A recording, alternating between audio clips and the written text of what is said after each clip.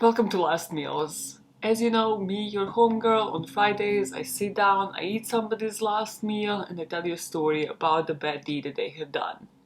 Wow, that was the smoothest intro. Why can you not just keep it like that every single time? This week, this case is kind of ripped from the headlines. At the moment I'm recording this woman has been executed literally like 4 days ago. Meaning it isn't really known what she has eaten for her last meal, but I also think there's a different reason for her not having special meal, and that is because if you're familiar with this story, you know that the Senate has overturned this decision and has basically denied her appeal very last minute, so I think that's more to do with Lisa Montgomery not having her last meal than anything else. When talking about last meals, here we're talking about that special meal that they can choose and that they have the budget for. You can go and listen to like the whole playlist afterwards. I've done probably 20 by now, I'm not counting, but plenty. Speaking of that playlist, this case is probably the toughest and the most grim one that I have covered on this channel, probably on the podcast as well, although there I wouldn't debate it that much there. So I just wanted to give a disclaimer. I'll put a link below to another video if you can't handle reports of like sexual abuse, graphic violence, fetal abduction, all of that stuff. I'll still try to include at least one, but I think I have two timestamps where I will acknowledge when the most graphic descriptions of violence are coming up, and I will give you a timestamp that you can skip that part but still hear the case out, because I think this case is super important to be heard. It is controversial, so again, be nice in the comments and just give your opinion in the nicest possible way. Just again thinking about the victim. Because even if you agree with the decision, even if you agree with the death penalty and agree as to what has happened in this case, just again think about the victim and the victim's family in this case. So let's dive in. Lisa was born on February 27th, 1968, and as with many childhoods of anybody committing murder, this one was one of the more unstable ones that I have covered. Like, her mom would be bringing in boyfriends constantly, and she had kind of like a solid family unit at certain point. People have done interviews with her half-sister Diane. So Diane was the one that started getting abuse sooner because she was a bit older than Lisa. But once the girl's dad left the home, Diane, luckily for herself, ended up going to foster care and then being rehomed and growing up, surviving trauma and not turning into something that maybe she would have also turned out to be had she continued living there. Lisa, however, stayed at the home, and both of the girls, well, Diane said that the first memory that she had was when Lisa would be so scared, so she would come to like sleep with Diane, to sleep in her bed, because the mom would constantly be bringing different men around once the dad has left.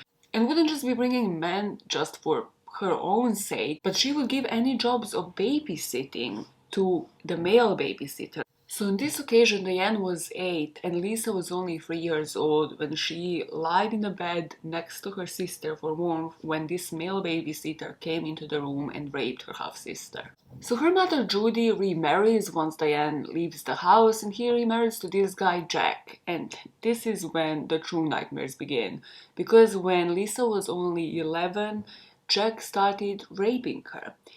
And he's obviously started raping Lisa on the sly, like hiding it from the mother. And personally, I think this was a manipulative trait because of what is to come, but this became regular occurrence and it would happen at least once or twice a week.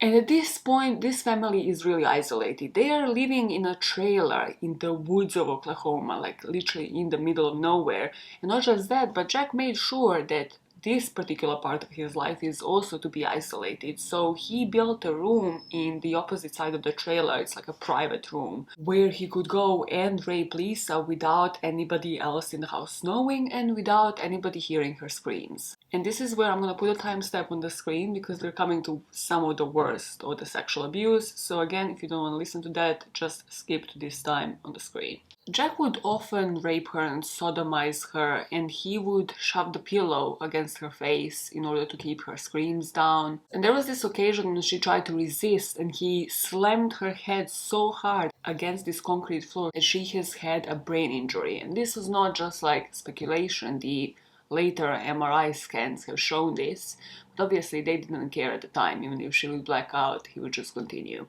And one day, after all of this time, Judy, the mother, enters the room when her daughter is being sexually assaulted by her husband at the time, and she gets incensed, but not because her child is being raped in the room. No, she fetches the gun, puts it to Lisa's head, and tells her, "How could you do this to me?" So my initial thing before I read this particular part was, why didn't Lisa go to her mother? Like, usually if there is any sexual abuse, you would go to the other parent and be like, hey, this is happening. And in normal households, the parent will believe you. Obviously here, I think Lisa knew what the case would be just from her mother's behavior. Not just that, but what happens next definitely proves that that would be the case, because now the mom is aware of this. She obviously keeps dating the guy, but now they start bringing in other people in on it. Basically, she's getting gang raped. So the stepfather would bring the friends, they would gang rape her, and usually this would last for hours, and then these friends would urinate on Lisa as if she was trash, just showing her that she doesn't matter in this family. And then her mother, on top of all of that, would also use her to pay the bills, as she would say. And she was basically offer Lisa to anybody coming for any like job in the house, like somebody needs to do the plumbing or like electrician. She would be like, well, actually I don't have the money, but here's my 11-year-old daughter. And she just made Lisa feel even more worthless if possible. Now you're probably wondering, what about social services? Like, there is a lot happening in this family where somebody's being put to foster care. She's continuing to go to school. Like, did she have any doctor examinations, everything? Yes. Every single person in her childhood honestly failed Lisa. From the social worker who did come, but obviously they announced themselves, which defies the whole point of freaking social worker and welfare checks, because they just announced themselves weeks ahead. So this family probably sat Lisa down and told her not to spill the beans, not to say anything, because otherwise she's gonna get it much worse. The doctor that examined her warned actually the mother of like the sexual assault. They were like, hey, listen, we don't know where it happened, but like it kind of looks like it has happened somewhere. She said she's gonna take care of it. Of course she didn't. And because her mother Judy got divorced, the judge who presided over this case was also then made aware of these sexual assaults going on in the family, and again he did nothing. He didn't care to put her in foster care. Just every single person in her childhood failed her one after the other. And just like in many other cases where a child is brought up witnessing abuse, that's the only life they know. So when they go on to marry, they usually do marry into that because that's how they've been shown love. So that's the only way that they know, and they think they normalize it, because if you remember with Lisa, it was happening since she was 3 years old, so this is the only thing she knew. So at the age of 18, she gets married to her stepbrother, and in 5 years they happen to have 4 children, which, you know, again, in a normal kind of relationship, we were like, oh my god, like, so exciting, like they wanted to have kids so badly, they're having it so young, it's all happening for them. Of course not here. I think Lisa, honestly, from like after taking this whole case into consideration, really wanted to have children, and she probably thought that she could provide them with a better family environment than her parents did, and probably wanted that for them. Again, I can only speak from like the feelings that I have had from this case, but her husband was violent to her, and his brother actually found like some home videos, so you can guess what these were about. Well, those videos show Lisa's husband beating her while raping her. And soon after she had these kids, and obviously because of everything traumatic that has been happening in her life, friends and family started noticing that Lisa kind of tends to slip into the world of her own and stays there. As we know, like again, when we retreat to like a fictional world, it is usually because it's safe for us, because nobody can hurt us there, nobody can disappoint us there. But obviously this is problematic when you have 4 small children, and it is sign of trauma, it is sign of that something you need therapy, you need like to get yourself sorted. However, her children were kind of mocking her for it as well, in a sense like they weren't really happy about this, because she would go into behaving childishly, so she would kind of behave as a child towards them, and obviously that's like one thing that kids would find super embarrassing, if their mom was just to like bring them to school and then just behave like she was one of them. And people have said that this was due to trauma and her multiple mental illnesses, bipolar disorder, complex post-traumatic stress disorder, dissociative disorder, and traumatic brain injury. This is when Lisa gets divorced and she gets remarried to this guy named Kevin. We don't know much about that marriage, mostly because the crime case kind of happened soon after. So she marries Kevin, and this is when she also undergoes sterilization, technically tying your tubes so that she can't have children any longer. But she is still trying to get pregnant. And she is trying to convince Kevin and everybody else that she actually miraculously did get pregnant again. So for a brief second, before we dive into the gruesome case of Bobby Joe Stinnett in the hands of Lisa Montgomery, let's talk about fetal abductions for a second. The motive is technically really simple. It's really one of the two things. One is like fulfilling your ideal childbirth, and this is where my own opinion of Lisa wanted to have children and to provide them with a better environment, to prove that she can be a better mother, etc. comes from. So even if she ties her tubes, she just can't imagine not having any more children and not fulfilling that part. And then partially another motive of like why people would abduct fetuses. Feti? Is it fetuses or feta? Should have checked that one. And that is to fulfill the relationship, so to keep the partner there, to keep the relationship going. Obviously, this is a new husband, so she probably saw it as, well, he wants to have kids with her that are of his own.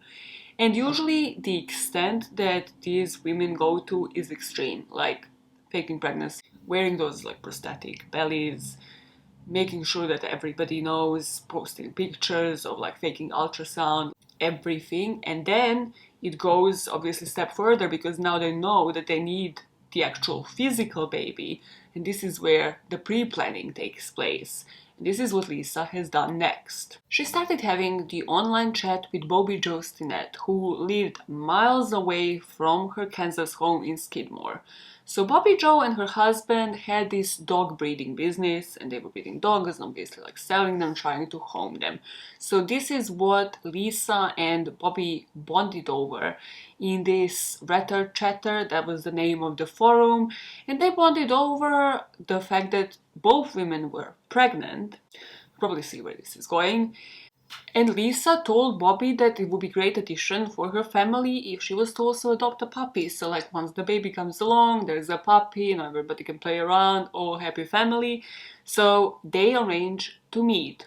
Obviously Lisa went under the alias name, and Bobby gave her her own address to go and adopt a puppy from her and then bring the puppy back home to Kansas. So in December 2004, Lisa, who was 36 at the time, drove 281.5 kilometers or 175 miles from her home in Kansas to Skidmore. And when she knocked at the door, obviously Bobby was surprised. It wasn't the face that Bobby has seen when spending time chatting with Lisa, who went under the name Darlene Fisher, but Lisa manages to convince her that she is that person enough to overpower her, take out a piece of rope, and strangle Bobby Joe Stinnett. Once she's dead, Lisa proceeds to find a knife and take the body out of the mother's tummy and then abduct the fetus. Luckily, because I need to tell you this for my own peace of mind, the baby is alive and well. Somehow, miraculously, Lisa knew what she was doing. The baby survived. She's like 16 or maybe 17 now because it's 2021. Living with like her dad. The baby's fine. I mean, she can't remember anything about this event. It's probably what she lives with is people telling her stories about her mom and about this. But yeah, the baby is alive and well. And that part just goes again to tell you that some serious pre-planning did go into this, because I don't believe that Lisa just knew how to cut out babies out of people's tongues and just do a cesarean. Rough cesarean with a knife. I don't think that she just had that in her head, because I know that I wouldn't. So there were definitely several parts here that did take severe pre-planning, and there were textbook fetal abduction. And as much as I want to, yes, feel pity for Lisa because of her background and everything, yes, there is a part that definitely required premeditation, that was pre-planned, that was calculated to a certain degree. So just wanna go on here and say that yes, I definitely think she should have been in prison for life, most certainly. and then possibly getting some sort of rehab, some sort of help there. I still don't think that the story should have ended the way it did. So where did it go from here? Bobby's mom walks into a gruesome scene. When she made the 911 call, she said, like, it looks like my daughter's stomach has exploded. So when paramedics arrived, they obviously tried to do CPR, tried to revive her, but they couldn't. And Bobby Joe was pronounced dead on the scene. Meanwhile, later that day, Lisa Montgomery calls her husband. She has made it back to Kansas. She rings her to pick her up from like a parking spot close to a hospital. And she said, like, I've just happened to give birth to a baby a couple of hours earlier and they released me from the hospital. I couldn't find, did the husband believe it? Was he buying this? But he hasn't reported it. Luckily for everybody, the story ended in a way where the baby was found safe and Lisa was arrested the very next day, because the police wasted no time, because they knew that the baby was abducted and it was a matter of literally hours to see if this baby will survive. So they immediately went to analyzing technology and have spotted the IP addresses and then have alerted the Kansas police, who then went to Lisa's home and has arrested her there. Lisa's friends and family later actually speculated that there might have been another motive, but kind of fits into the ones I spoke with when it comes to fetal abductions before, and that's the one of trying to protect the relationship and like keep the partner, because they said that Kevin obviously got onto the fact that she is faking the pregnancy because he knew that she has tied her tubes, so he was threatening to expose her to like everybody else and basically divorce her and then get the custody of the children, because she clearly is, if she's faking this, you know, what else could she do? And she's clearly not like mentally all there. So the only way she saw the resolution to this is to produce a baby, make a baby appear. So in 2007, the trial begins, and Lisa yet again has just been failed by the system, because she gets presented by this public defense lawyer who never tried a capital case at that point. His name was Fred Duchard, and he was the Kansas City attorney with a particular fame. It's a kind of fame you don't want. It's the kind of lawyer you definitely don't want to represent you. This guy has had more of his clients sentenced to death in federal court than any other defense lawyer in the US. So 4 out of 7 federal death row inmates from Missouri had him as a lawyer. And the lawyer warns her that she has committed a federal offense of kidnapping resulting in death, and if she is found guilty, the jury will decide on the death penalty. Now, of course, we established this guy has no clue what he is doing. First of all, they didn't reveal a tiny bit maybe of her sexual abuse as a child. Nothing enough to relate to jury, like the psychology that I'm trying to relate during this video of why maybe she would be doing any of this. They went for the defense of pseudopsoriasis. I think that's how it's pronounced. That is when somebody falsely believes they're pregnant and then they're doing everything outward to appear pregnant. Where again, I think a great decision would be maybe to have a female defense attorney in her case and not just fail her here, because this guy's whole argument was that Lisa believed that Bobby Joe's baby is her baby. So she believed like legally she had a right to her. That's why she went and attacked Bobby Joe Stinnett and took the baby and then tried to claim it was hers. And they did mention that she had PTSD, she had depression, she had borderline personality disorder, but then they messed it all up completely in court, because he decided to switch from pseudopsoriasis thing and say that Lisa's brother actually committed this, but Lisa's brother at the time had a rock solid alibi, which then caused that whole family to turn against Lisa and to turn and like not want to help her at all whatsoever, which meant that that's why any further abuse that they could have testified to just hasn't been heard in the court. The jury just hasn't heard much about this abuse. So then, yeah, you can invent a disease, but then they don't have the background on that. You know, why did she have any damage to the brain? Well, because she has been raped since the age of 3 and slammed against the concrete floor. None of that has been heard by the jury, so of course the decision is going to be brutal towards this woman. The jury deliberated for only 5 hours, after which they recommended a sentence of death. And it was only years later when the defense lawyers, completely different team, looked into this. It was like, well, there is more to this, that people don't have any knowledge of, and that might work in her favor. So let's look into this and let's appeal. And it's the first time that they actually have like clinical social workers, people who have been trained and studied this, actually sit down and interview Lisa for the first time in her life, and she has been abused for how long? This clinical social worker, Fogelsang, told The Guardian that Lisa's situation reminded her of the Korean War veterans. So it was that level of PTSD. It reminded her of the point of war where war soldiers would be just kept in isolation in these deprived conditions. So after she actually finished speaking with Lisa, she produced 184-page document, just documented Lisa's case of abuse. This is your call for the second timestamp that you can skip through to this number on the screen if you don't want to hear the episode worst to the worst that only came out to the public at this point. Lisa's mother would duct tape her mouth to prevent her from talking. She would be stripped naked and made to stand on the porch in front of the drunken visitors. And then they would tell her she would be sent to a home if she made even the slightest noise. Her parents made her beat her younger sister with a board until the younger sister would bleed. And then remember the room. So the room had this detail which reminded me of a Bates Motel. It just gave me such a Bates Motel vibe. It's a great series if you want to watch it, but it's just dark. Her stepfather cut a hole in the closet and watched her in this room when she would be back from school. So she was just observed at all points. And the stepfather would creepily even sit in the closet and would just surveil her at all times. So Lisa found this tiny part of the room where she could stand where he could not see her, because at certain points she obviously realized that there is somebody creeping, there's a hole in her room and somebody is watching her. She can't do anything else.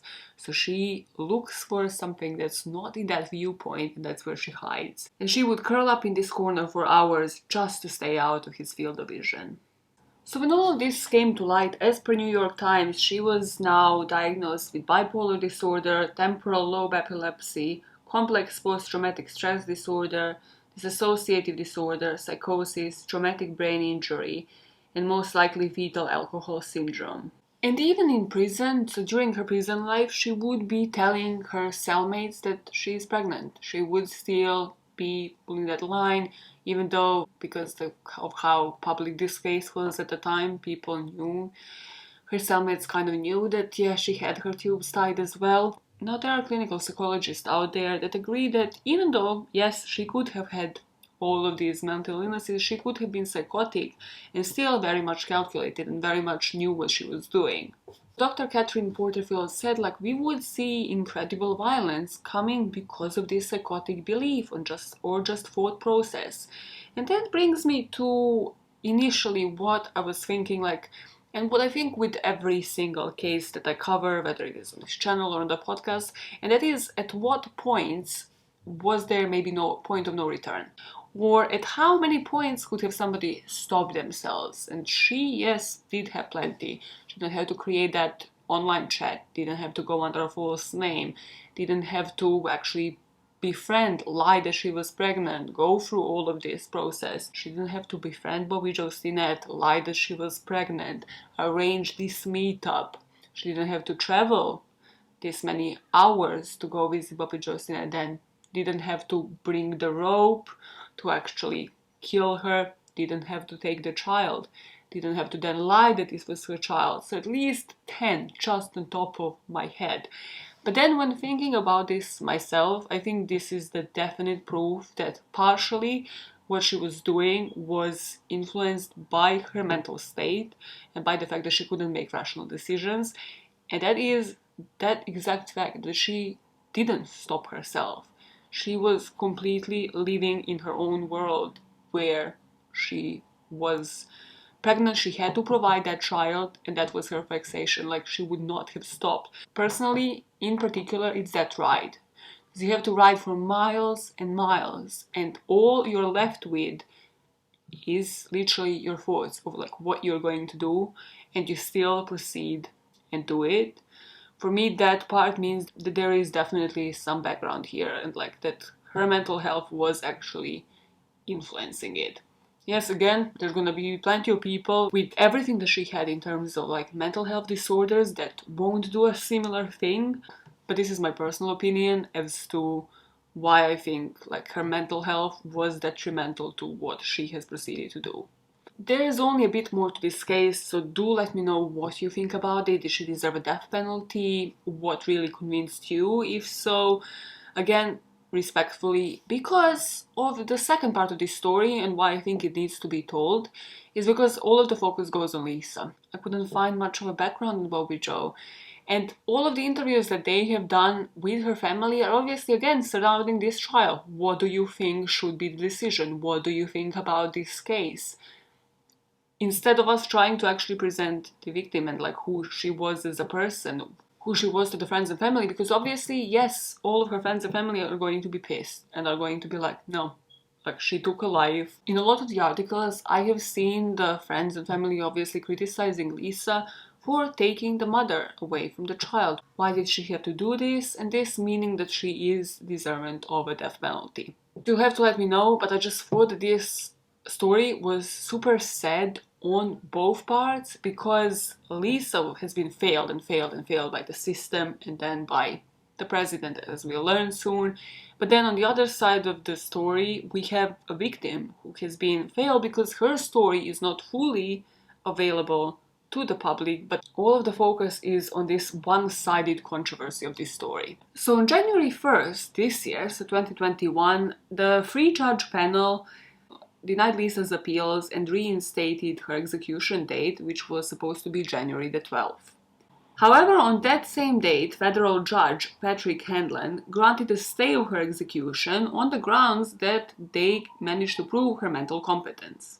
And if they managed to prove that she did not understand the grounds for her execution, as per the 8th Amendment, then they would have granted a stay and her execution date would have been postponed again. However, on January the 12th, the Supreme Court vacated the stay and they ordered that the execution was to be carried out immediately.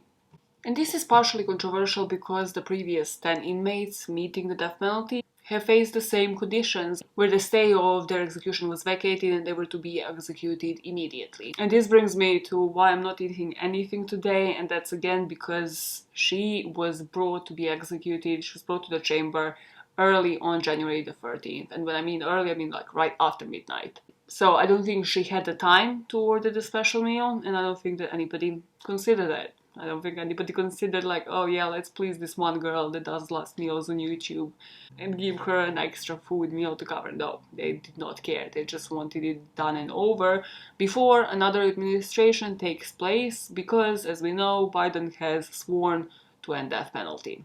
So early January the 13th, they bring her into this Terre Haute execution center in Indiana, and she receives only one drug. I think we spoke in certain places they do like a mix of 3 drugs, so it was like a little injection, only one drug was introduced. Then a guard like took her mask off because again it's quarantine, it's risking how many people's lives, but the show must go on. So they take her mask and they ask her, does she have any last words? She says no, and then they inject her and she was pronounced dead at 1:31 a.m. January the 13th. This makes Lisa the first person in 67 years to be executed by the government. What I mean by that is that the jury didn't make the final decision. So it was made by one man who just wanted to execute as many people as possible before he leaves his post as a president. And that's the sad part truly in this story, that this could have all been prevented if just any of those people in her childhood, and I think I have mentioned at least 3 or 4, from like the doctor, social worker, her own parents, maybe the judge at the divorce proceedings, had any of those people actually done something, gotten this girl into some therapy, gotten her to have some MRI scans, checked the actual damage that was done, then to her, place her into foster care, anywhere else really, she could have maybe had the same luck as her half-sister, where yes, she has lived through a traumatic experience, but then it just didn't go on to be even more and more traumatic, but instead it had moved on in a completely different direction. So let me know in the comments, do you agree with me on the fact that everybody failed this, and that's ultimately why this is an uber sad case? Because I'd like to think that there was a point, whether it is in prison or anywhere where she felt safe, even if it was like in that corner of the room when she was hiding from her own stepfather in a trailer that was observing her through a freaking hole. I would like to think that she was happy at certain point in her life. But that's why this case bums me out so much on so many levels, because I don't know if she was. I don't know if she just lived a life of terror and trauma and then tried to replace it over and over again by getting pregnant, or thinking that she was pregnant, or getting other people to believe that she was pregnant. And ultimately, the one last person that failed Lisa was the person in power. And that's why this case was important to be told to anybody who would listen, because people in power should be leading by example. And this is the example that they're led by in this case. Super positive note to end this video on. I know. So spread the word on this case in maybe a more succinct and like less depressing way. And until next time we cyber see each other, keep enjoying the really small things in life and also enjoy your next meal as if it was your last. Goodbye. Goodbye.